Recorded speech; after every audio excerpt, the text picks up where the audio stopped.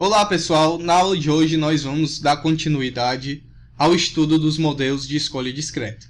Então, a gente já viu anteriormente o modelo de probabilidade linear, conhecido como MPL, e a gente viu que esse modelo tem alguns tipos de defeito. Depois a gente viu o modelo Logit,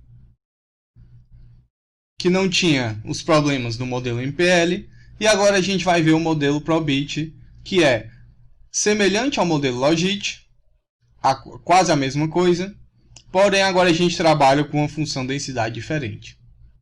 Então vamos lá. O modelo Probit, ele utiliza como função g, essa função é a função de probabilidade que está modelando a nossa probabilidade de sucesso. Ele utiliza como essa função g a FDA, ou seja, a função de distribuição acumulada de uma normal padrão, e é expressa pela seguinte equação. A equação 2.3, a gente tem um quê?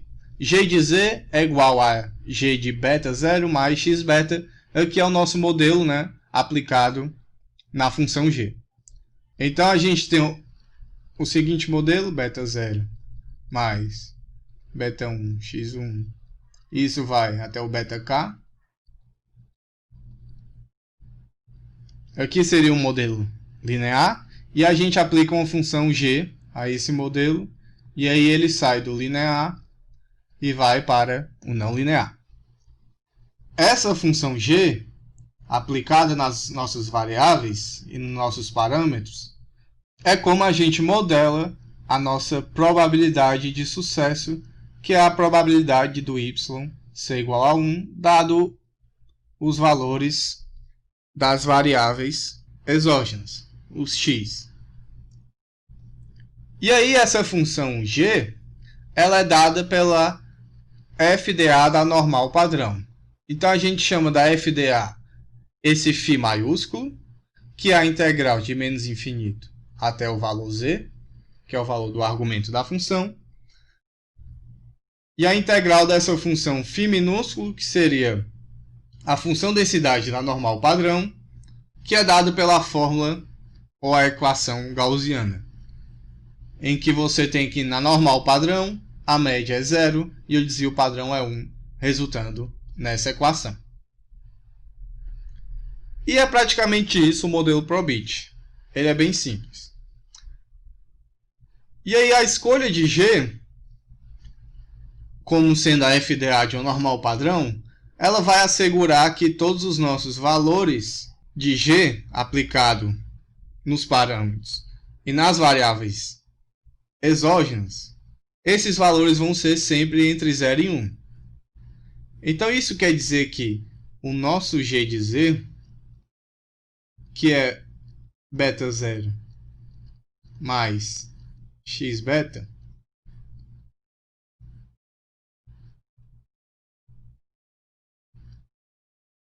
ele vai estar sempre entre 0 e 1.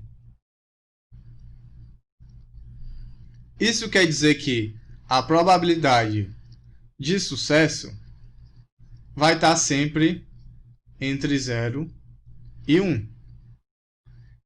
E aí a gente não tem mais aqueles problemas que a gente tinha no MPL.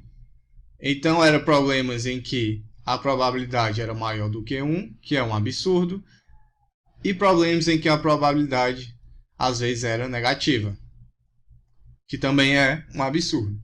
A escolha de G como FDA de uma normal padrão já assegura isso aqui. Tanto é que, no limite, essa função G, quando z vai para o menos infinito, é igual a 0, e quando z vai para mais infinito é igual a 1. Então ela é uma função limitada entre o 0 e 1, e além disso ela vai crescer mais rapidamente quando z for igual a 0. E como a gente estima o modelo Probit?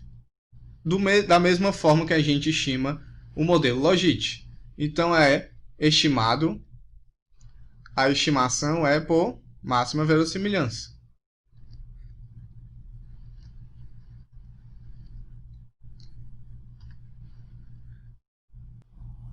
A nossa função de verossimilhança, ela é uma função de y para cada observação, dado os valores de x e os parâmetros beta.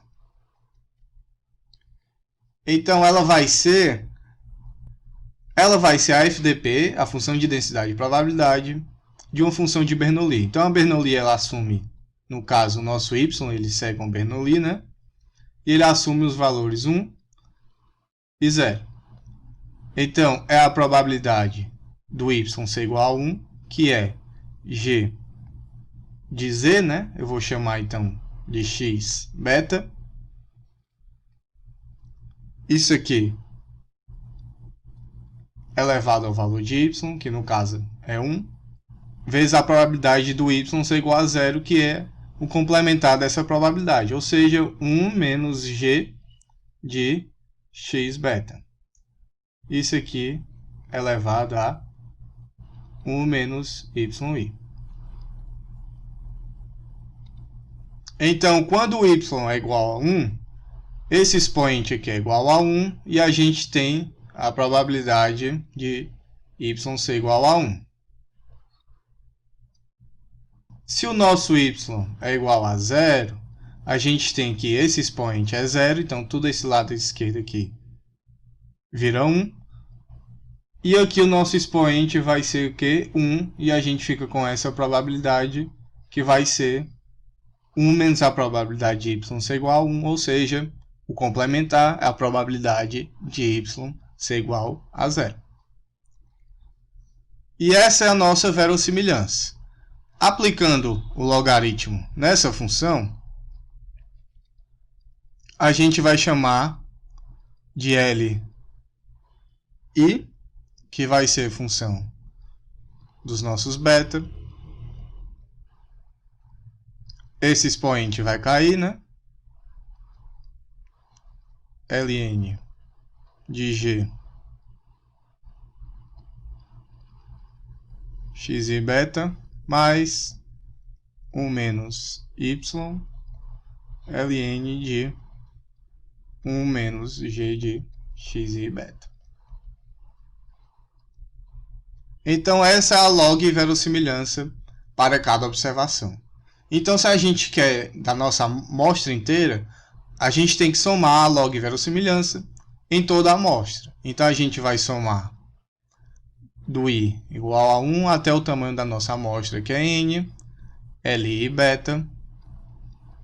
E isso aqui é o que a gente chama, né, de log verossimilhança da amostra. Então a gente pode usar um L diferente para chamar ela, que vai ser igual ao quê?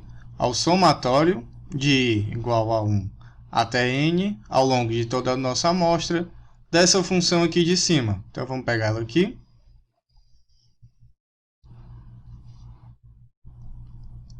E colocá-la aqui embaixo.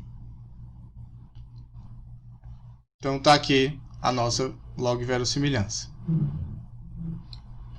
Então o que é que o pacote econométrico vai fazer? Ele vai escolher valores de beta, né, que é beta 1, beta 0 no caso, beta 1 até beta k,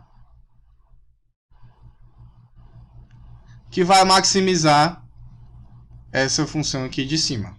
O beta chapéu, que é o valor estimado, vai ser o máximo, é o argumento que maximiza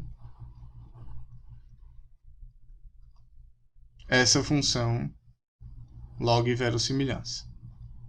E aí esse beta chapéu ele é chamado de estimador probit.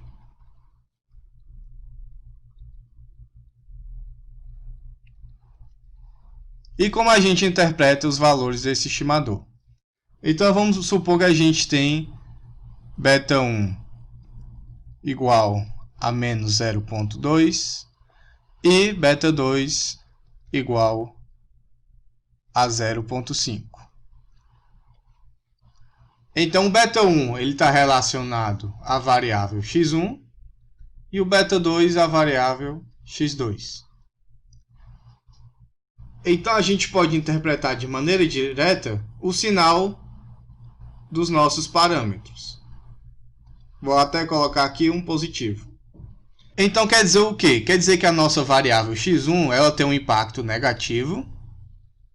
Vamos colocar aqui que é estimado, né? Ela tem um impacto negativo na nossa probabilidade de sucesso, que é isso aqui, que a gente modela. Ou seja, o x impacta negativamente na chance do y ser igual a 1, o x1. E no caso, o x2 ele tem um impacto positivo nessa probabilidade. Mudanças de x1 e de x2, eles não são interpretados como 0.2 e 0.5. Ou seja, o efeito marginal ele não é mais agora linear. Você aumenta unidades de x1, não quer dizer que sua probabilidade vai diminuir em 0.2. Ou se você aumenta unidades de x2, não quer dizer que sua probabilidade vai diminuir em 0.5. Só está dizendo o quê? Que se você aumentar x1, você vai diminuir a sua probabilidade. E esse efeito é quanto? A gente não sabe porque a gente tem que calcular o efeito marginal.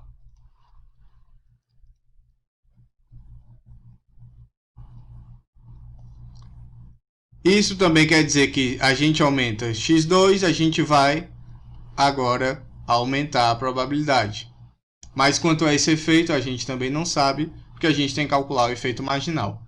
Então, esse efeito de beta 1 e beta 2 estimado, ele não é mais linear, ele vai depender, então, da posição da nossa estimação, né? Da nossa G de Z.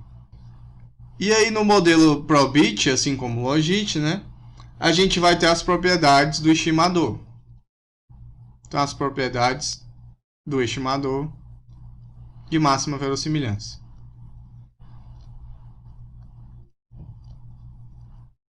Então, quais são as propriedades do estimador de máxima verossimilhança? Ele é consistente.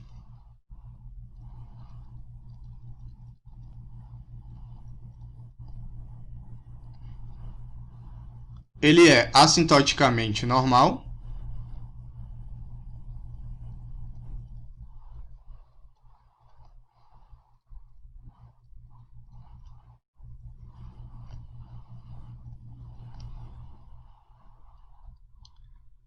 E por fim, ele é eficiente, né? Assintoticamente eficiente.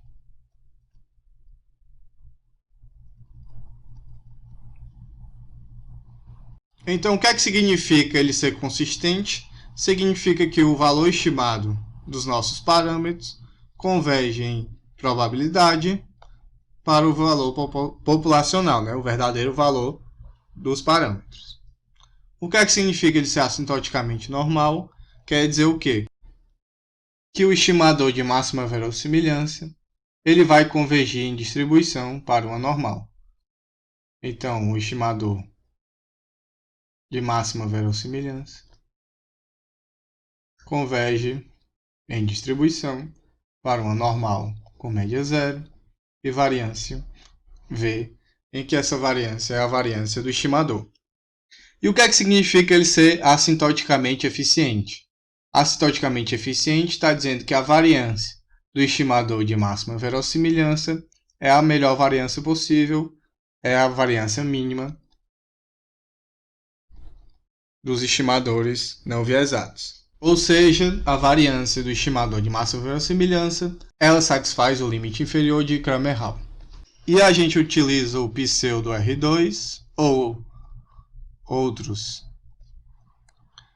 tipos de R2, que são para modelos de escolha discreta, que no caso esse aqui é o pseudo R2 do McFadden, que é 1 menos a log verossimilhança do nosso modelo irrestrito, o modelo que a gente estima, dividido pela log verossimilhança do modelo restrito, ou seja, um modelo que só tem um intercepto, não tem variáveis explicativas. Então isso quer dizer o quê? Quanto mais próximo de 1, esse valor do R2, o modelo está explicando melhor a probabilidade de sucesso. Quando essa razão aqui for igual a 1, ou seja, a log-verossimilhança do modelo irrestrito foi igual a log-verossimilhança só com intercepto, quer dizer que as variáveis que você está colocando no seu modelo, os x, eles não estão servindo para explicar a probabilidade de sucesso. Ou seja, você colocar todas as suas variáveis exógenas e você colocar só o intercepto é a mesma coisa. Então o que a gente espera que geralmente aconteça é que isso aqui não seja igual e sim seja o que? O valor da log-verossimilhança do modelo que você estima seja maior do que o só com intercepto.